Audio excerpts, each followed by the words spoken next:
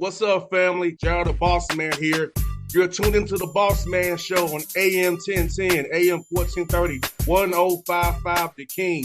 Let the King out at 105theking.com and the Bossman Show at bossmanshow.com. Hit me up on Instagram, The Bossman Show, Twitter at Bossman Show, and Facebook, Bossman Show. It's the Bossman on your radio. Listen to the Bossman Show with your host, JR, Saturdays at 9 a.m. right here on AM 1010, The King.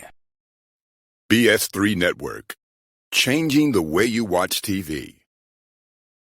Yes, BS3 Network, changing the way you watch TV, covering content and hot topics from A to Z, sports, music, society and culture, movie reviews, you name it, we have it. Check it out on bs3network.com or check us out on Roku, BS3 TV on Roku, as well as check out your favorite podcasts on all podcast platforms or Spreaker.com/BS3 Network. You are now tuned to BS3 Network.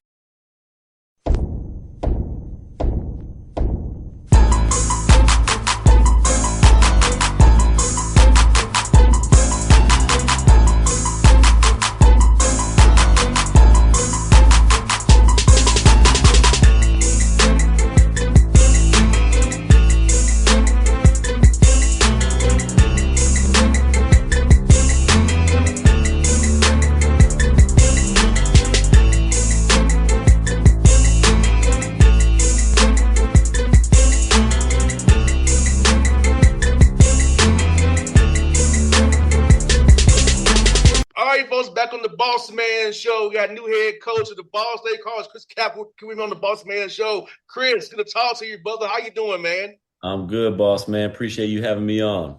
Yes, indeed. Well, man, let me tell you, man, I'm going to ask you first, how's it feel to be the head coach of Ball State, man? Up there in Muncie, historic tradition up there, man. Talk about this. You have been the MAC, a great conference with a lot of great competition. Yeah, it's been, obviously, man, I'm just at the start of this. So been there a couple months now. But league's a great league, great coaches, great players. Ball State is there is a tradition, like you said, but the problem is our tradition dates back to the late 90s, early 2000s. And it's my job now to get and start building some tradition that matches up with what we had about 25, 26 years ago. So there's a lot of people in place, man. Indiana's a basketball state. They care about basketball. They care about hoops. And there's people at Ball State who care, and they want to get behind something. And that's my job, to give them something to get behind and give them something to feel proud about. But it's been a great transition for me. Muncie's been great to me and my family. And now just looking forward to kind of filling out this summer and then building as we move forward to the season, all that stuff that comes with it.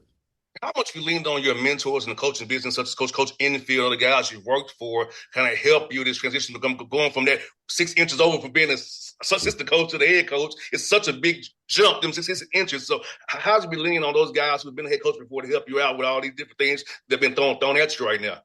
Yeah, honestly, I leaned on them guys more prior to getting the job. I was 18 years as an assistant, so this makes 19 years in college basketball for me where I felt like I've prepared myself pretty good for this opportunity because, I haven't been an associate head coach for whatever it was, 6 years or something like that, man. I knew at some point, man, that this opportunity was going to present itself, but I needed to kind of change the way I thought. And so I always try to give not suggestions to my head coach or to my boss, but options, all right? Or try to give him definitive answers. And so a lot of this stuff, man, I hadn't skipped steps in the coaching profession, right? So everything that's come across, I've been prepared for. And again, I talked to a lot of my mentors prior to getting the job, but since I hit the job running, I felt like I've been pretty prepared for everything that's gone on. That goes back to how I came up through the business. But again, every now and then, yeah, do I have someone I need to lean on? It's been good knowing I do have Coach Enfield and certain people in my corner, but they prepared me well before I got the job by giving me autonomy and within what I did. And now everything that's presented itself, I've already handled at one point or another. And Chris, being son of a coach, I know what you mean, because my dad was big on giving his assistant coaches responsibilities and delegation, and talk about how important it is so they can learn how to become a head coach or get that feel for owning a side of the ball per se, or special situations, or owning practice planning or whatever development. So talk about having coaches who actually allow you to work and not just do everything themselves and just say, hey, you just kind of here to be my soundboard per se, rather than actually letting you work and really get the job done.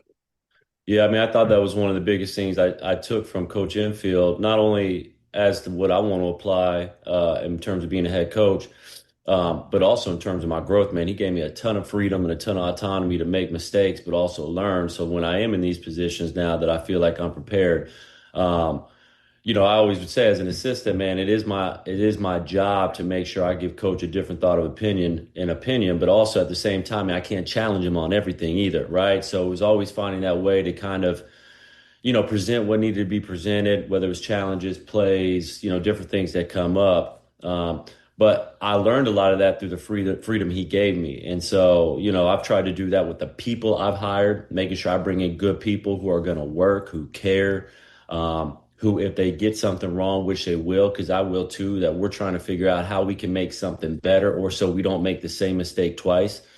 Um, and through that freedom, allow them to grow, right? Allow them to grow not just on the floor. A lot of part of being a head coach is, man, is being able to grow off the floor in terms of getting to know your administration, knowing the NCAA rules, knowing the new rules around the CSC, just everything that comes with rev share now and all this stuff, man, is trying to allow them to grow not only as coaches, but in the administrative space as well. So when this opportunity presents itself for them, they're ready to take advantage of that as well.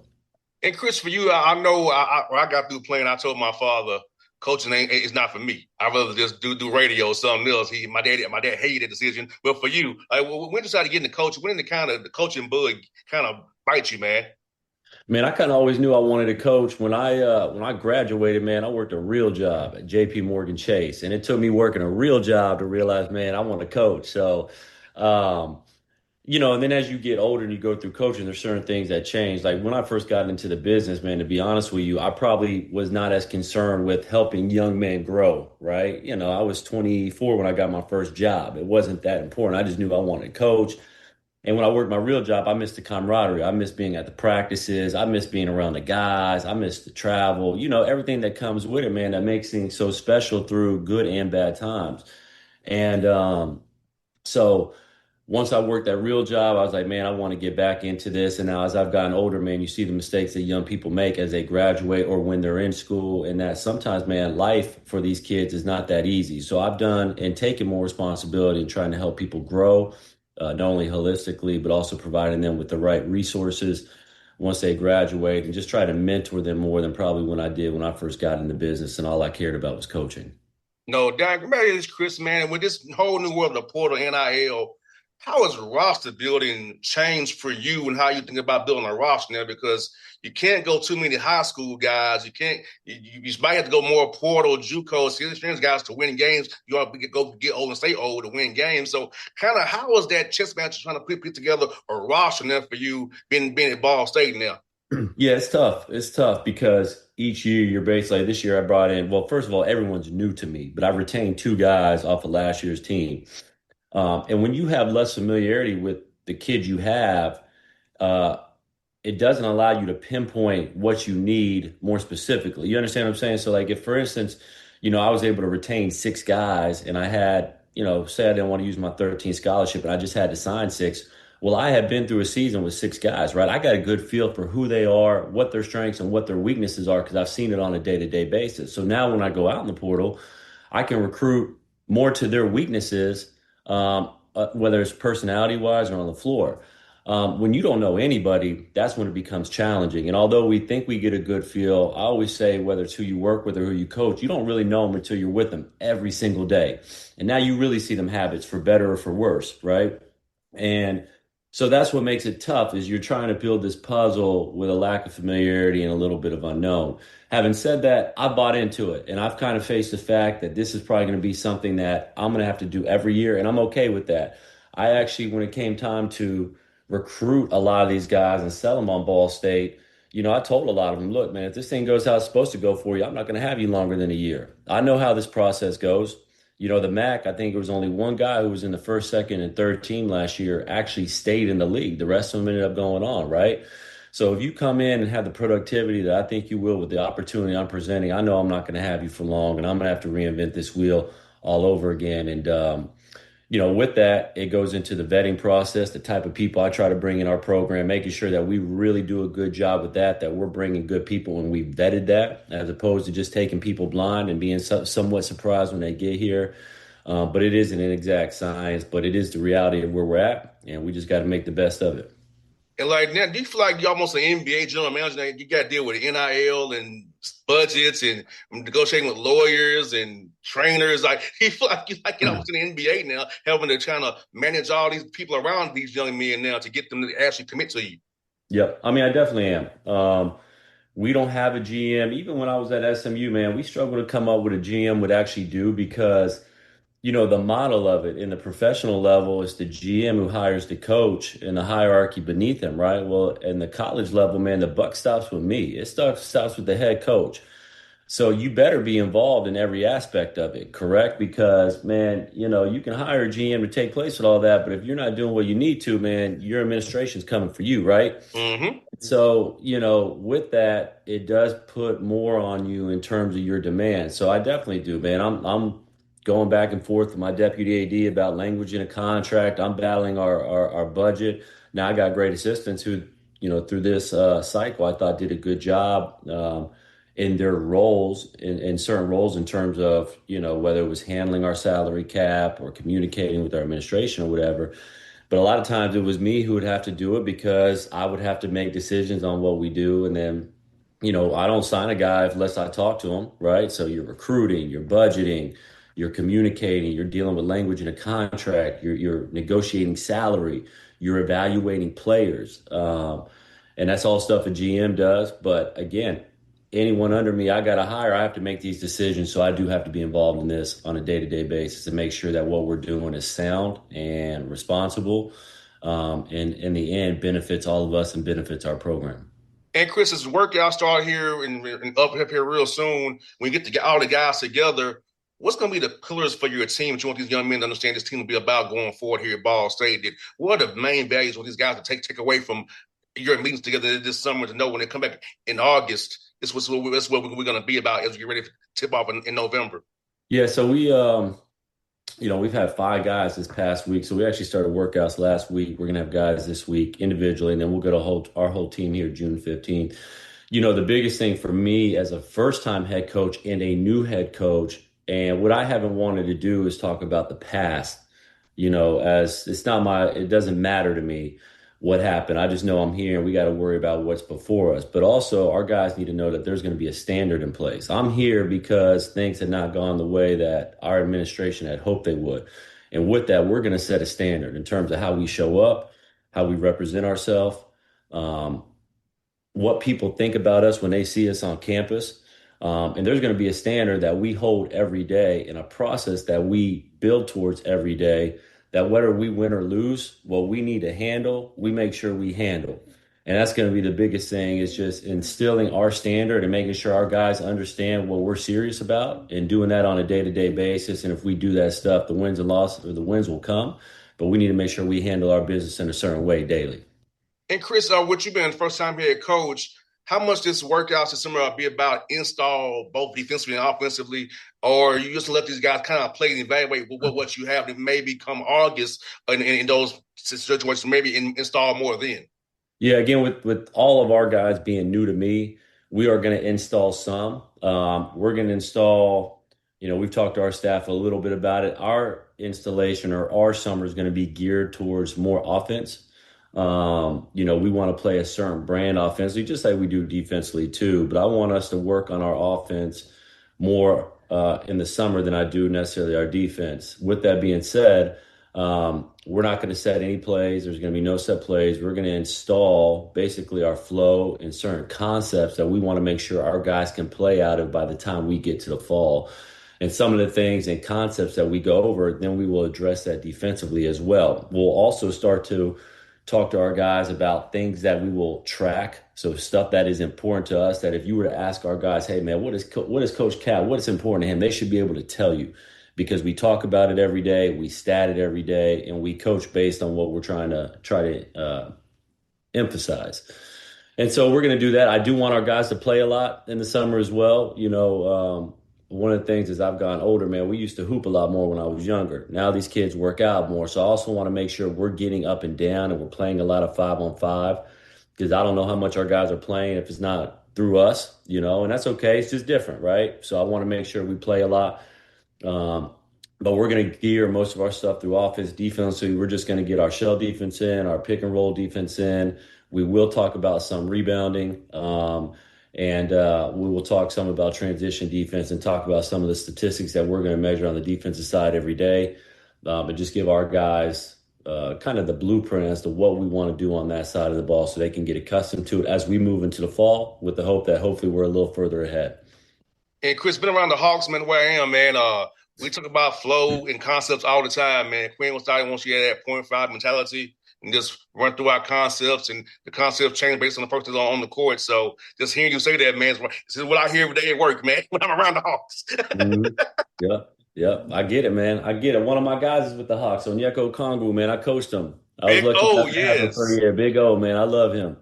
Yes, 100%. The way he's shooting that three, Cap, man, is beautiful, man. That three ball down, man. He's a threat. He was actually our second best three-point shooter on the team was him.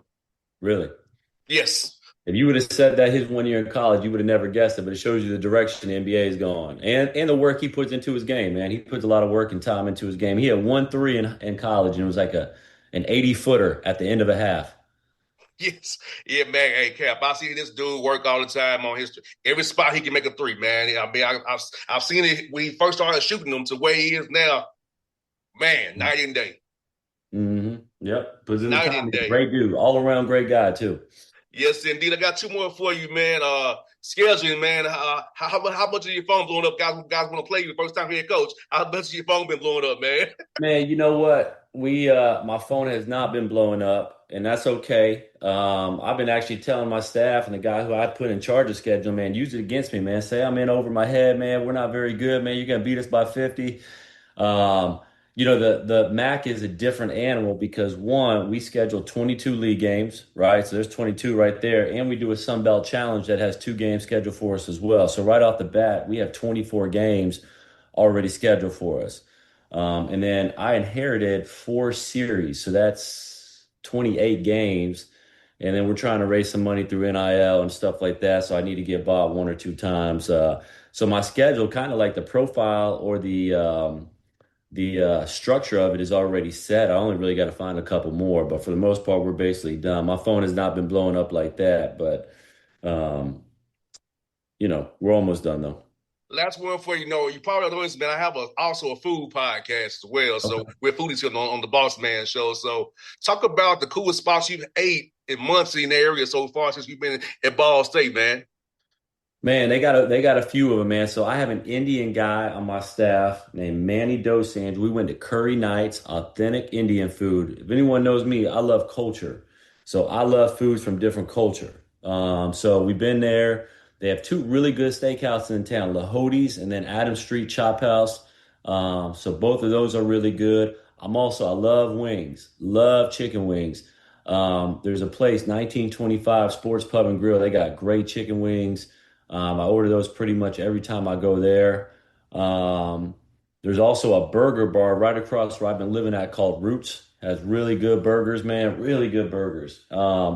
So they've had a bunch of good spots, man. To be honest with you, usually during the day I've been staying around campus. And then at night, I know I'm missing 1 or 2. There's also a good middle America town too. I've been to Olive Garden, Red Lobster, Roadhouse, Chili's. So I've been hitting all them too. So it's been good to get back to my roots also. No doubt with Cap, man. You probably know also do work for the Indianapolis Colts. So if it's before the season starts, you want to come to a Colts game, let me know. I do Colts home games as well, brother.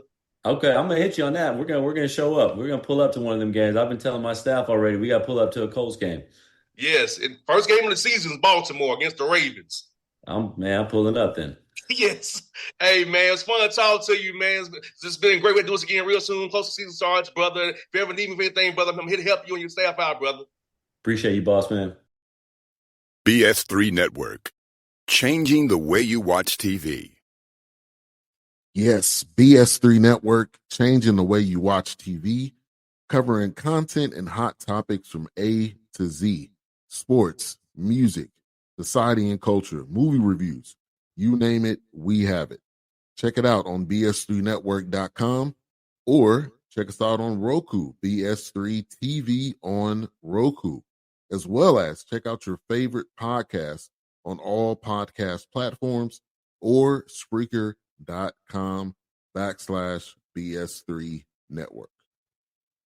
You are now tuned to BS3 Network. What's up, family? Jared the Bossman here. You're tuned into the Bossman Show on AM 1010, AM 1430, 1055 The King. Let the King out at 105theking.com and the Bossman Show at bossmanshow.com. Hit me up on Instagram, The Bossman Show, Twitter at Bossman Show, and Facebook, Bossman Show. It's the Bossman on your radio. Listen to The Bossman Show with your host, JR, Saturdays at 9 a.m. right here on AM 1010, The King.